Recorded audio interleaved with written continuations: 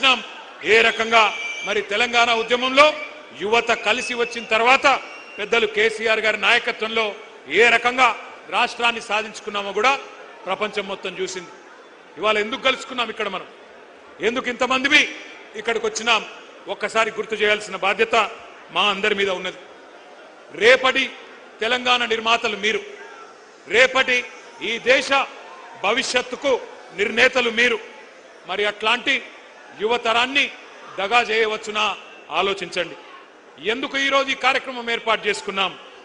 ఒకటే ఒక కారణం, ఒక మహాద్రోహాన్ని, మీకు జరిగిన మోసాన్ని, వంచనని గుర్తు చేసుకొని మర్చిపోకుండా ఎవరైతే మోసం చేశారో వారికి బుద్ధి చెప్పడానికే ఈ సమావేశం.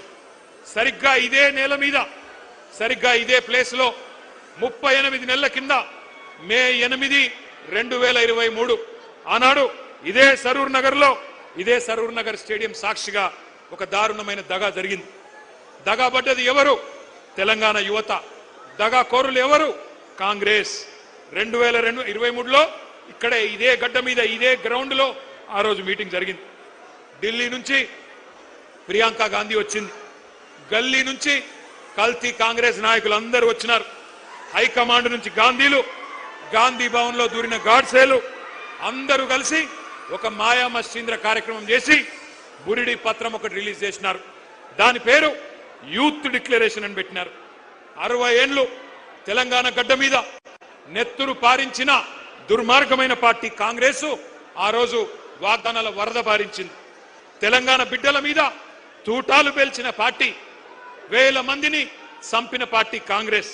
ఆ రోజు యూత్ డిక్లరేషన్ అని పెట్టి ఏం చెప్పిందో ఒక్కసారి ఆ స్క్రీన్ మీద, మీ పక్కన పెట్టిన స్క్రీన్ల మీద మీరు చూడాలని చెప్పి నేను కోరుతా ఉన్నా. ఆ వీడియో ప్లే చేయండి. Youth declaration.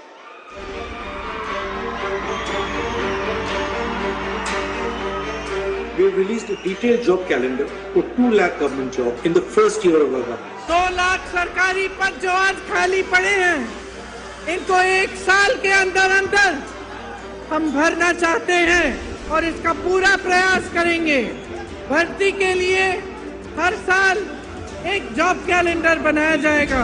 बेरोजगार युवाओं के लिए हर महीने 4000 रुपए बेरोजगारी भत्ता हम कह रहे हैं देंगे। शिक्षा प्राप्त कर रही 18 साल से ऊपर की लड़कियों को इलेक्ट्रिक स्कूटर मिलेगा। हाँ, ये मुझे भी पसंद है ये वाला। SC, ST, OBC, माइनॉरिटीज और EWS के जरूरतमंद बच्चों के लिए फीस का रीइंबर्समेंट किया जाएगा। అదే విధంగా విద్యా ఉపాధి అవకాశాలను మెరుగుపరిచేందుకు, వాళ్ళ సమస్యల్ని వినేందుకు యూత్ కమిషన్ ఏర్పాటు చేయడం జరుగుతుంది. ఇదే కాకుండా ఈ విద్యార్థి నిరుద్యోగ యువకులకు 10 లక్షల రూపాయల వరకు వడ్డీ లేని రుణాలనిచ్చే బాధ్యత రాష్ట్ర ప్రభుత్వం తీసుకుంటుంది. తెలంగాణ రాష్ట్ర ప్రభుత్వంలో రాయితీలు పొంది ఇతర రాష్ట్రాలకు సంబంధించిన ఉద్యోగాలు కల్పిస్తున్న పరిశ్రమలలో 75% స్థానిక నిరుద్యోగ యువకులకే ఉద్యోగ అవకాశాలు ఇచ్చే విధంగా చట్టాన్ని తీసుకొస్తాం.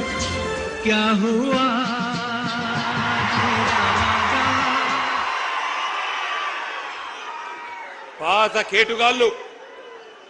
కేటుగాళ్ళు కొత్త డూప్లికేట్ గాళ్ళు ఇద్దరు కలిసి తెలంగాణ యువత మీద నకిలీ ప్రేమలు నటిస్తూ విసిరిన వల పేరే యూత్ డిక్లరేషన్. ఈ యూత్ డిక్లరేషన్ లో 24 హామీలు తెలంగాణ యువతకు కాంగ్రెస్ పార్టీ ఇచ్చింది. నేను అడుగుతా ఉన్నా, ఇక్కడికి వచ్చిన మా తమ్ముళ్లను, మా చెల్లెలను, ఒక్కటన్నా నెరవేరిందా? ఒక్కటన్నా నెరవేరిందా? సౌండ్ వినబడతలేదు. ఒక్క హామీ అన్న నెరవేరిందా?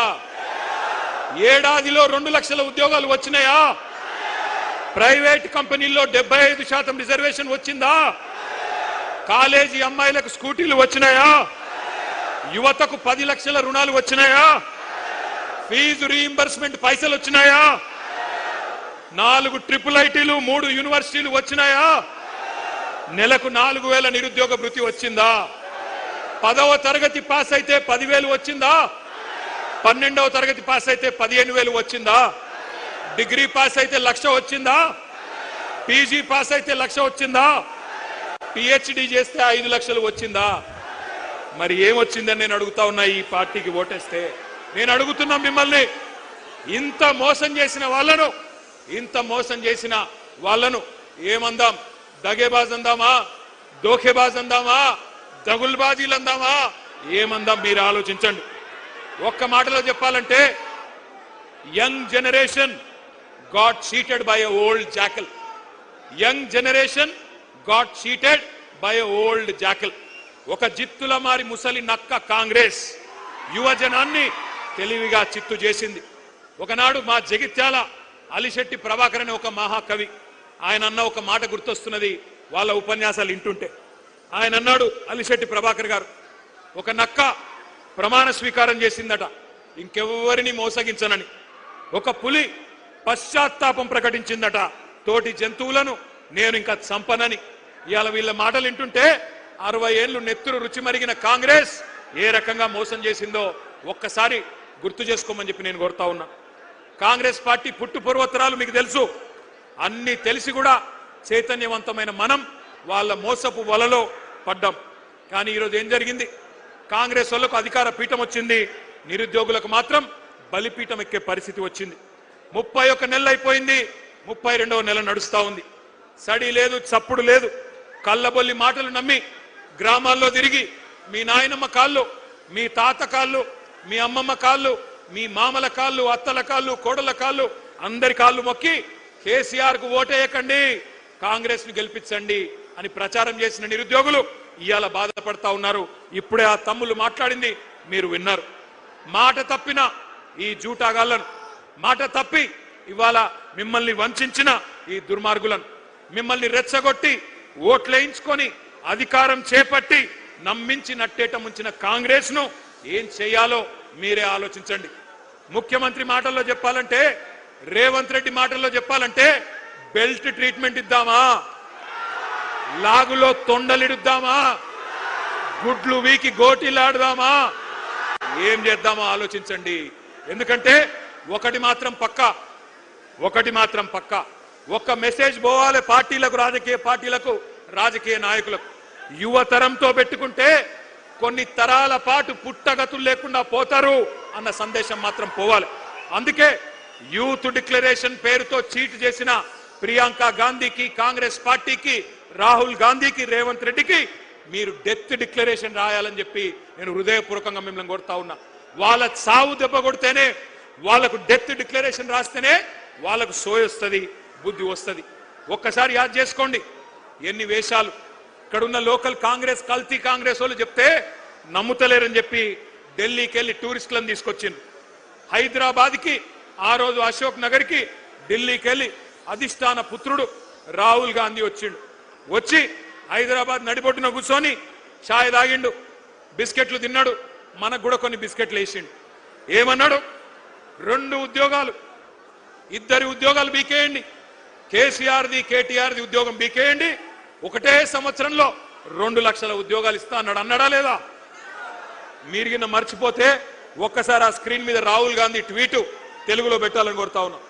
కూర్చోండి మధ్యలో, మీరు కూర్చోండి, జర కూర్చోండి, మధ్యలో ఉన్న వాళ్ళందరూ కూర్చోండి, కూర్చోరా నాయన. ఇది రాహుల్ గాంధీ ఆ రోజు వేసిన ట్వీట్. ఒక్కసారి చూడాలి మీరందరూ కూడా. ఏమన్నాడు? 30 లక్షల మంది నిరుద్యోగులు కేసీఆర్ గారి పాలనలో నష్టపోయారు, వాళ్ళందరికీ మనకు హిందీ వస్తుందో రాదో అని తెలుగులో ట్వీట్ చేసిండు రాహుల్ గాంధీ. మొదటి సంవత్సరంలోనే 2 లక్షల ఉద్యోగాలు ఇస్తా అని